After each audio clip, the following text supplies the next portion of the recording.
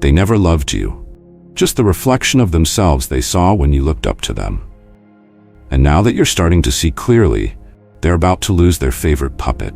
If you've ever walked away from someone feeling small, like every achievement was too loud, every boundary too selfish, and every need you had a burden, you were never in a relationship. You were in a performance, and you didn't know you were cast in the role of the supply. Narcissists don't connect, they conquer. Not with fists, but with confusion. Not with cruelty up front, but with calculated affection, perfectly timed silence, guilt-wrapped suggestions, and the kind of compliments that feel more like chains than wings. And you thought it was love. You thought it was care. You thought they were intense, passionate, misunderstood. But the truth is brutal. They were feeding off your emotional availability like a leech in designer clothing. And now that you're waking up, they're scrambling to twist the narrative before you walk away. Because nothing terrifies a narcissist more than the moment you stop reacting. This video isn't about revenge, it's about liberation. It's about Stoic strategy, calm, surgical, and final. Because Stoicism doesn't teach you to play mind games better. It teaches you to become so emotionally disciplined, they can't find a handle to pull you back in. Marcus Aurelius wrote, "To love only what happens, what was destined. No greater harmony." And there's no greater harmony than watching a narcissist's tactics fall flat against someone they can no longer control. In the minutes ahead, you'll learn how to dismantle the subtle traps, the guilt scripts, the fake apologies, the "you've changed" monologues, the charm-laced manipulation. You'll learn how to turn the game on its head, not by getting louder, but by becoming immune. Like this video if you've ever had your soul drained by someone who smiled while doing it. Share it with the strong ones who are just starting to question why love feels so heavy. Subscribe to Victory Stoic, where we don't beg for respect, we become too grounded to ever need it. Drop your command code or your moment of clarity in the comments. When did you finally see through the performance and walk off their stage? Let's begin, because the best way to win their game is simple. Stop playing and watch them unravel alone. Number 1, reply with silence instead of defense, because narcissists fear what they can't read. Nothing terrifies a narcissist more than a person they can't decode. They thrive on emotional data. Your tone, your facial tension, your corrections, your panic, your justifications.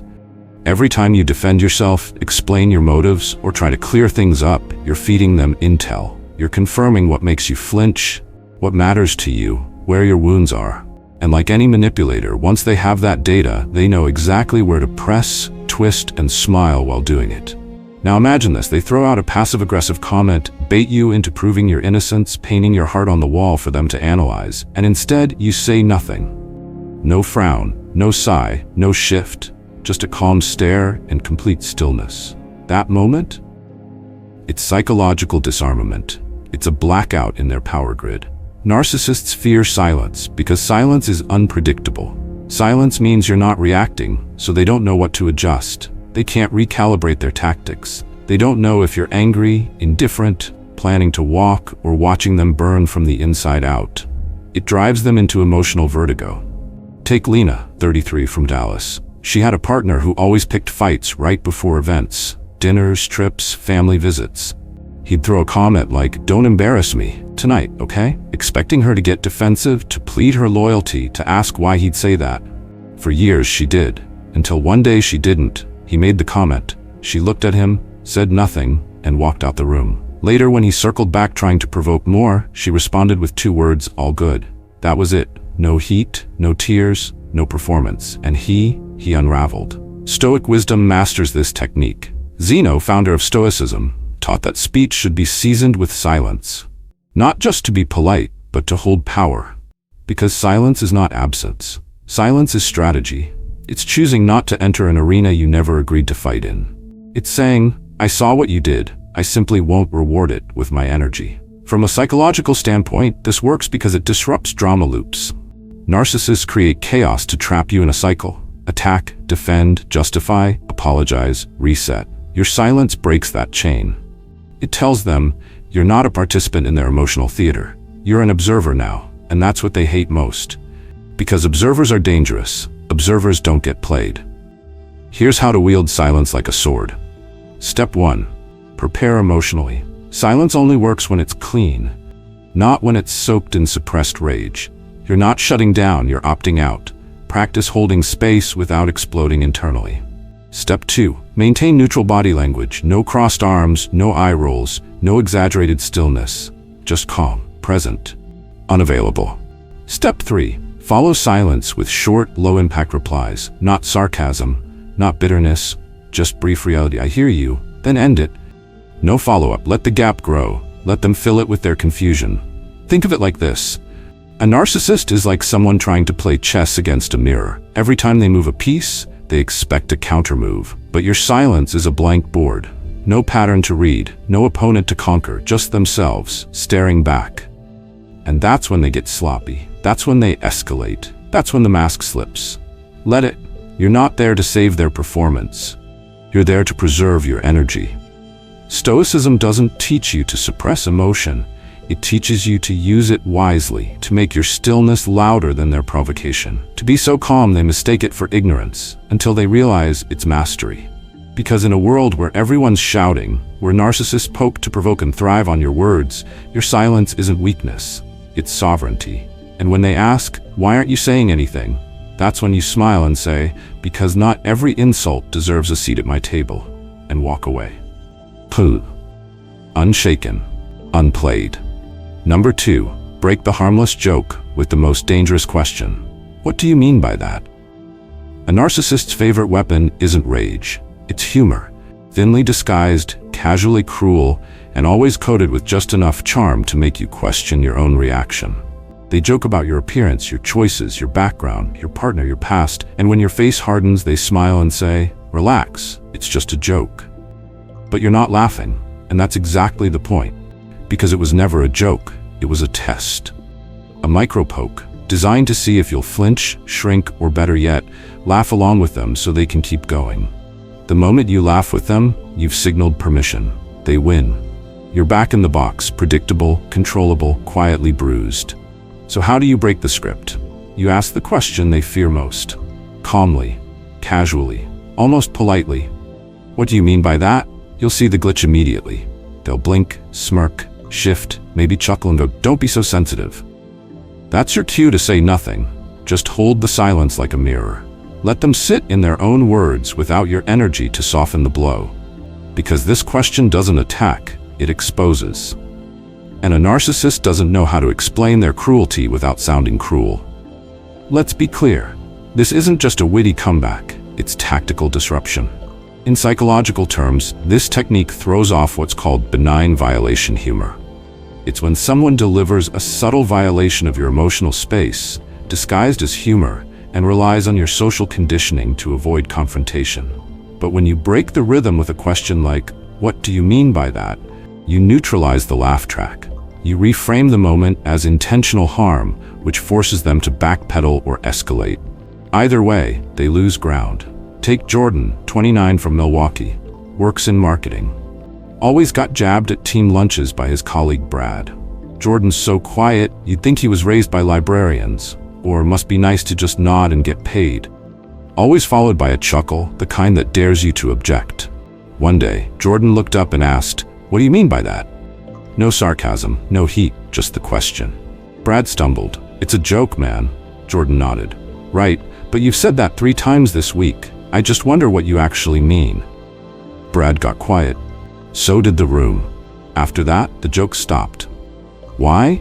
Because Brad wasn't joking. He was performing dominance in front of an audience, and Jordan took the stage away. In Stoic thought, this kind of moment is clarity in motion. Epictetus said, "It is not insults from others that trouble us, but our interpretation of them." But that doesn't mean we tolerate every jab. It means we decide which arrows are worth catching. Asking, "What do you mean by that?" doesn't defend your ego. It affirms your standard and forces the other person to confront theirs. This technique is your scalpel. It's not for ranting or revenge, it's for surgical precision. Here's how to use it with intention. Step 1. Don't react emotionally. Deliver the line with steady tone and still eyes. The power is in your calm. Narcissists expect outrage. Give them curiosity. Watch their controls slip. Step 2. Don't let them flip it. If they say you're too sensitive, reply with, I just want to understand. What did you mean by that comment about my partner, my job, my background? This keeps the focus on them. They either clarify and expose themselves or retreat and self-incriminate. Step 3. Don't explain yourself. If they scramble to justify, I didn't mean it like that, don't rescue them. Let their discomfort breathe. The lesson is in the silence. Imagine it like this. They're throwing stones disguised as feathers. Every time you let one hit without response, they throw harder. But the moment you pick one up, hold it to the light and ask, is this what you meant to toss at me? The game changes, because now everyone sees it's not a feather. Narcissists hate being seen, not the curated version of them, the raw, reactive, unmasked version. And this one question strips the costume. No screaming, no drama, just a gentle pull of the thread, and their whole script unravels. Use it sparingly, use it wisely, but never forget it, because the strongest person in the room isn't the one who jokes the loudest, it's the one who can sit in dead silence and ask the one question that makes even the boldest manipulator lose their smile. What do you mean by that? Say it once, say it clearly, and watch the entire performance collapse. Number 3. Compliment them with precision, just enough to disarm, never enough to feed. Narcissists feed on praise like oxygen, but not just any praise. They want inflationary admiration, the kind that tells them they are superior, divine, untouchable, the kind that hands them the illusion of total control over how they're seen. And the moment they feel that admiration isn't wholehearted, they start to twitch. Why? Because their self-worth is not internally anchored. It's outsourced to your reaction, your words, your eyes. You are not a person to them. You are a mirror. So what happens when the mirror shows them something slightly distorted, something off balance, just enough to make them unsure? That's when the cracks begin. This is where you flip the script using what I call the Stoic compliment trap, a form of psychological judo that seems flattering on the surface, but leaves them starving for certainty. You say things like, you always sound so sure of yourself, or you really know how to dominate a conversation, or your confidence never wavers. You've said nothing inherently insulting, but you've also said nothing that validates depth, wisdom, kindness, or self-awareness. It's the kind of praise that glows just enough to get past their ego's first line of defense, but then itchingly settles in the subconscious, begging to be unpacked. They don't know if they've just been admired or lightly mocked. And because narcissists are hyper-attuned to status and image, that ambiguity drives them quietly mad. Social psychology supports this tactic. In 2008, a study published in Self and Identity by Bushman and Baumeister explored how individuals with narcissistic traits respond to both praise and criticism. It revealed that narcissists were most destabilized not by clear insults, but by ambiguous feedback, the kind that didn't let them fully categorize whether they were winning or losing social value. They crave certainty. Ambiguity is a direct threat to the story they tell themselves. Take Eli, 38, from Portland, tech startup guy. Always the loudest at dinner, always steering the conversation back to his achievements, his struggles, his brilliance. His friend Marcus, a therapist who'd had enough, began responding with what seemed like admiration. Man, you're so good at keeping the spotlight on you, it's impressive. Eli grinned the first time, but after the third or fourth variation, that smile thinned. One day he asked, "Wait, are you being sarcastic?" Marcus shrugged. "You always assume I'm not serious when I compliment you." That's interesting. The shift was subtle but undeniable. Eli became more cautious, more self-aware, if only for a moment. That moment is all you need. Stoic philosopher Musonius Rufus once wrote, "The best form of revenge is not to imitate your enemy." You don't outbrag a narcissist. You don't out-explain them. You don't try to bring them down by force. You undermine their script by giving them the one thing they hate most, a reflection that's not perfectly polished. You become the mirror that flickers, just enough to make them question, not enough to trigger open conflict. This is power without volume. This is disruption without drama. Now here's how you apply it practically. Step 1.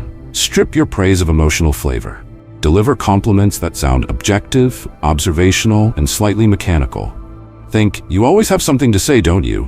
Or your style is definitely consistent. You're not insulting, you're not flattering, you're observing. That unnerves them. Step 2. Choose traits that sound positive but have a dark flip side. Words like driven, bold, intense, decisive. These are words they love, but when left without context, they carry just enough edge to unsettle. Try, your decisiveness is impressive. You never seem to second guess, even when others would. It's a compliment with a riddle built in. Step 3. Watch and wait. Don't elaborate. Don't explain. When they ask for clarification, what do you mean by that? Just smile and say, just an observation. Narcissists hate empty space. Your refusal to explain creates psychological static. They'll think about it long after you're gone. And finally, never use flattery to seek peace. That's how they win. The moment you give genuine admiration to calm the room, they've regained control. Stoic philosophy is not about peacekeeping. It's about peace of mind, built by not giving others power over your emotional responses. So when they expect you to clap, nod instead. When they expect applause, offer stillness. When they expect worship, offer vague, neutral recognition. You're not here to be cruel. You're here to be unreadable, and that's how you end the game before it begins. Because nothing unsettles a narcissist like a compliment they can't use. It's not a weapon. It's a mirror, and in it, they can't find the version of themselves they desperately want to believe in. Number 4. Be busy. Be unavailable. Let them lose their grip on the rhythm they thought they controlled. Narcissists don't need your love. They need your access. Not because they value connection, but because access gives them rhythm. Control over when you respond, how you show up, what emotions you provide on demand. They want your attention to be a faucet, something they can turn on for praise, turn off for punishment, and always expect to be right where they left it. What they fear isn't distance, it's unpredictability. And the most disruptive thing you can do to their illusion of power is this: be busy. Consistently, mysteriously, unapologetically busy. Not the kind of busy where you beg for space. The kind of busy that isn't explained, that doesn't offer schedules, that doesn't reassure. You stop being on call. You stop over-texting. You stop being ready to talk things out the second they throw a tantrum. You become harder to reach, harder to read, harder to rely on for emotional supply. You don't ghost. You don't explode. You simply reclaim your tempo, and their grip starts to slip. Take Maria, 41, from Seattle. She's a mother of 2, married to a textbook narcissist. Years of gaslighting, silent treatments, and public charm, followed by private punishment, had worn her down. But divorce wasn't immediately possible. Her youngest was in elementary school, finances were tangled, and safety was a concern. So she changed one thing: availability. She stopped reacting instantly. She didn't respond to every passive-aggressive text with clarifications. She scheduled time for herself, kept headphones in, took longer showers, picked up new projects. When he prodded, "Why didn't you answer? What are you always doing?" She smiled and said, "I'm prioritizing what keeps me grounded." No rage, no drama, just distance. Over time, the tension shifted. He didn't know when she'd react, so he couldn't choreograph the dance anymore. She became unreadable, and that made her powerful again. Stoicism thrives in this space. Cleanthes, one of the great Stoic thinkers, taught that the man who is master of himself is not mastered by the demands of others. You don't need to make declarations or announce your boundaries with fire. You simply become a moving target, not emotionally volatile, but quietly self-contained. A person who doesn't broadcast their pain, who doesn't rush to explain, who moves at a rhythm no one else controls. From a psychological standpoint, this disrupts intermittent reinforcement, the manipulative cycle narcissists use to keep you hooked. It's the system where you're punished with coldness, then rewarded with attention, just enough to keep you hoping. But when you become inconsistent on purpose, not emotionally unstable, but strategically unavailable, they can't predict when their tactics will work. That uncertainty weakens their control. Here's how to apply it practically, especially if you're still stuck in the same house, the same relationship, the same legal entanglement. Step 1. Shift your energy without announcing it. Don't tell them you're pulling back. Just start. Cut down your response time. Reduce emotional tone in messages. Answer with less curiosity, less depth. Step 2. Create neutral busyness. Gym, walking, hobbies, Zoom calls, reading. Not to hide, but to reclaim space. When asked what you're doing, respond vaguely, catching up on things. Don't invite interrogation. Step 3. Don't give them the emotional calendar. If they push, "What are you thinking? Are we okay?" Pause. Say, "I'm reflecting." Not "I'm upset." Not "I need time." Just "I'm reflecting." Let them sit with the silence they used to weaponize. Step 4. Hold your line during their pullback moves. When they sense you slipping, they'll panic. Expect love bombing, sudden empathy, "I've been thinking a lot." Acknowledge. Do not reward. Nod. Keep walking. This isn't cruelty, it's clarity in action. You're not punishing, you're preserving. You're parenting your own nervous system in a space where someone once used your emotions as strings to play with. And when they ask, "Why are you so cold lately?" you don't answer to defend. You answer to define. Because I'm learning to be warm with people who don't burn me. You're not free yet, but you're moving. 1 inch of unavailability at a time. You're rewiring the rhythm. Because when they don't know when to expect you, they lose the choreography and finally face the silence they've buried under performance. Let them feel it, while you reclaim what's always been yours. Your time, your energy, your internal peace. Number 5. Don't react to their silent treatment, because your stillness isn't emptiness, it's strength. A narcissist's silence isn't passive, it's punishment. It's not needing space, it's testing obedience. When they withdraw, go quiet, stop replying, or act like you've become invisible overnight, they aren't overwhelmed, they're calculating. They're watching to see if you'll chase, panic, beg, or fold. They want you to feel like their silence is a void only you can fill. What they fear is someone who treats that silence like peace. The silent treatment is the narcissist's equivalent of an emotional leash. They don't have to yell or insult, they just go quiet, knowing you'll replay every word, every moment, wondering what you did wrong. You'll text twice, maybe call, then ask, "Are you okay?" And when they finally respond with cold detachment, "Just been busy," they've won. They've reset the hierarchy. You're uncertain, they're in control. But here's the reversal.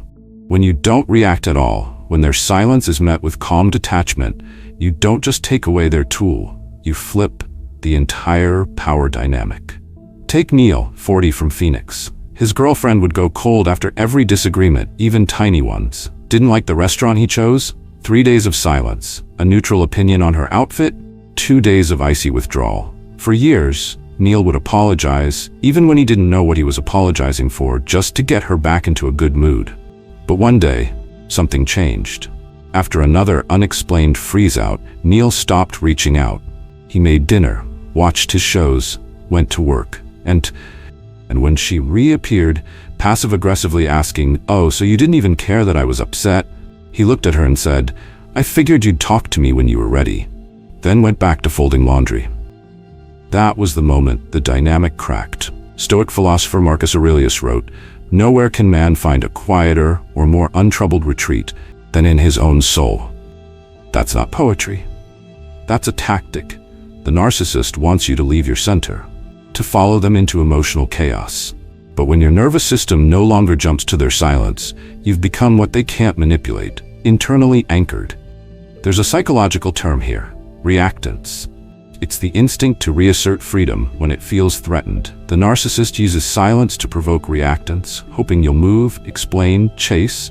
But the Stoic response is the opposite. It says, "Your silence is yours. I'm not responsible for filling it."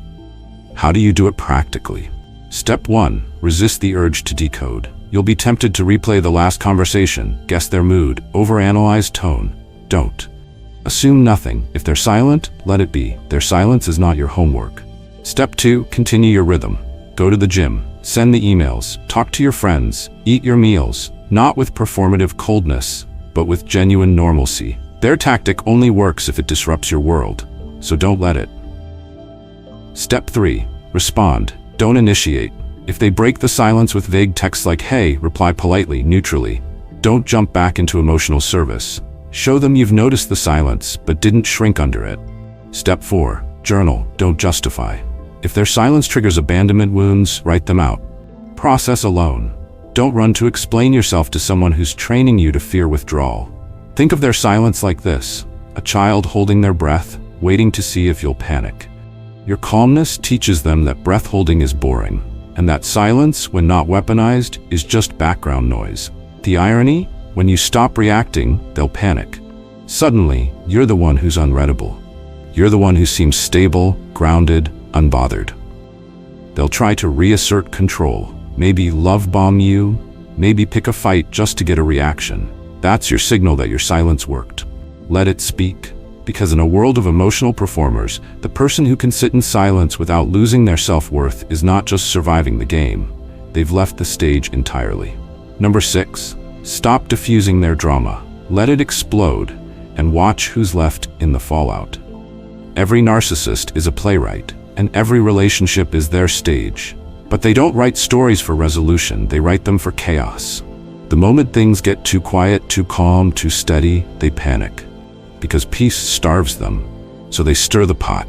They misquote, they twist your words. They bring up old wounds, whisper half-truths to mutual friends, create invisible enemies. And just when the fire catches, they step back, look innocent, and wait for you to run in and put it out. Don't. Stop running into buildings they lit on fire just to watch you beg for air. Stop apologizing for explosions they secretly enjoy. Stop becoming their damage control every time they set off emotional fireworks. Let the drama burn. Let it unravel. Let people see the mess without you rushing to clean it up. Because here's what most people never realize.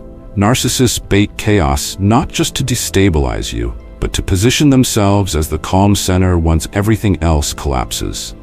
It's reverse engineering. They poke 5 people, watch them react, then say, "See? Everyone's always so dramatic." They trigger emotional landmines, then stand back with crossed arms when you explode, whispering, "Why are you overreacting?" Take Damon, 36, from Atlanta. His brother would always start family tension before holidays, spreading rumors, making jabs in group chats, sending cryptic messages to stir suspicion. Damon used to call everyone, mediate, clarify, clean it all up so dinner could be normal. Until one year, he didn't. He stayed quiet, let the group chat rot, showed up late, brought wine, ate his meal in peace while the rest of the family sat in discomfort. His brother, caught in the silence of his own debris, eventually snapped, "Why didn't you say something?" Damon replied, "Because I didn't start it." That's the turn. That's the shift. When you refuse to rescue them from the drama they designed, you force them to stand inside it. Naked, alone. Seneca wrote, "He who fears death will never do anything worth of a man who is alive." Apply that here. He who fears discomfort will always keep saving the person who causes it. Stoicism is the discipline of discomfort. And one of the greatest discomforts you'll have to accept is this: letting things fall apart when they are no longer yours to hold together.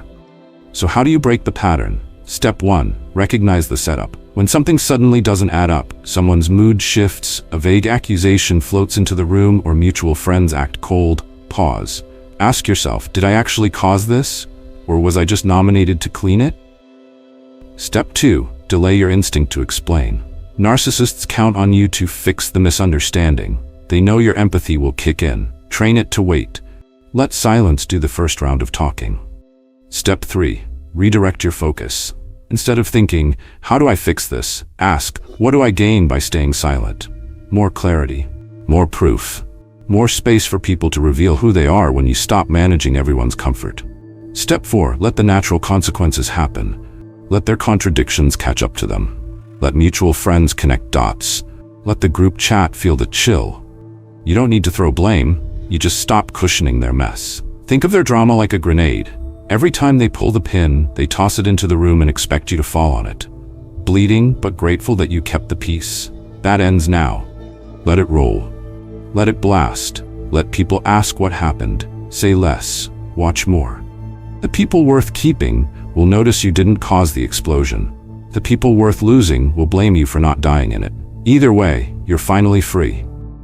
Because the most powerful person in the drama triangle isn't the hero, or the victim, or the villain. It's the one who walks off stage and lets the whole scene collapse. Unbothered, unburned, unapologetically done. Number 7. Leave quietly, leave completely. Because your absence is the only closure they'll never control. Narcissists don't fear confrontation. In fact, they love it. It's a final stage, one last performance where they get to play victim, rewrite history, throw in just enough charm or cruelty to keep you circling the exit. What they truly fear, the thing that makes their stomach drop and ego rupture, is your vanishing act. No fight, no explanation, no long message detailing how much they hurt you. just silence, and then nothing. Because you see, narcissists don't need to be loved. They need to be seen, admired, feared, hated, reacted to. Anything but ignored. You cutting off supply without announcement is not just rejection, it's erasure. And for someone whose entire identity depends on being the center of emotional gravity, being invisible to you is the deepest kind of loss. They will call this ghosting. They will call this immature. They will call you cold, ungrateful, emotionally stunted. Let them, because they're not mourning the relationship, they're mourning the stage. And you were the spotlight. Take Micah, 35, from Oakland. He'd been in an on and off relationship with someone who loved chaos. Every breakup was a show. Every reunion came with a false apology, a story, a promise. And Micah, being kind-hearted, kept responding, until one day he didn't. He blocked the number, changed his gym, changed his rhythm, didn't post a cryptic quote, didn't alert the group chat. He just went quiet. For 6 months, nothing. Then he got an email. I don't understand how you could just disappear after everything. But the truth was simple. It wasn't after everything. It was because of everything. Stoic wisdom lives in this exact decision. Epictetus said, if someone does not want to walk the path with you, let them go. The path remains. Leaving in silence is not about cruelty. It's about choosing the path without announcing every step. It's about stepping out of the role they wrote for you and walking off stage mid-scene. You don't owe them closure. You owe yourself freedom. Here's how to leave with precision and peace. Step 1. Don't preview your exit. Don't hint. Don't signal. Don't say I'm done 100 times before you actually are. That only gives them time to prepare their counterattack. Just stop engaging, shrink the contact, fold the space, become neutral, then gone. Step 2. Remove your presence surgically. Unfollow, block, mute, not to be petty, but to reclaim mental silence. You're not punishing them. You're detoxing from them. Step 3. Let the silence speak louder than explanation. No need to justify why you left. They know. That's why they're angry. That's why they'll spin stories. Let them. The people who matter don't need your defense. The people who listen to lies were already looking for reasons. Step 4. Embrace your invisibility. This is the hardest part. Narcissists train you to believe your visibility equals worth. But true healing happens in the shadows, when you're no longer narrating your value to people who were never listening. You don't have to be loud to be clear. You just have to be gone. Imagine a puppet show. Every string attached to your guilt, your explanations, your effort. When you cut them, there's no scene left. No applause, no drama, just silence. And in that silence, you become untouchable. So when they call, don't pick up. When they email, don't respond. When they bait you online, don't flinch. And when they ask mutual friends what happened, let your absence be the story. Because the greatest revenge is not spite. It's peace. It's joy that doesn't need to be posted.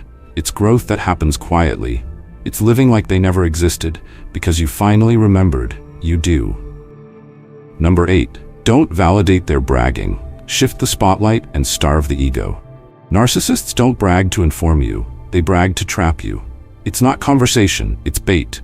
They dangle their so-called greatness, waiting for the nod, the wow, the that's amazing, that lets them feed. And the moment you comply, even slightly, you've handed over attention, control, and emotional space. The game isn't about truth, it's about dominance. And every time you admire, agree, or even listen to intently, you become part of the act. That's the play. Look at me, so you forget yourself. But what happens when you don't play along?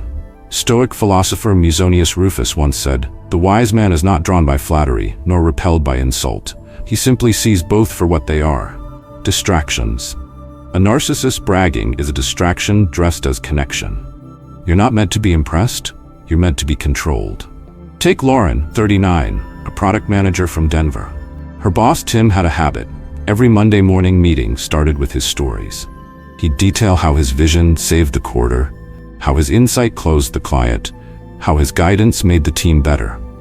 Never mind that the void project ideas were hers. Never mind that the team's overtime made the delivery possible. Tim claimed all the light.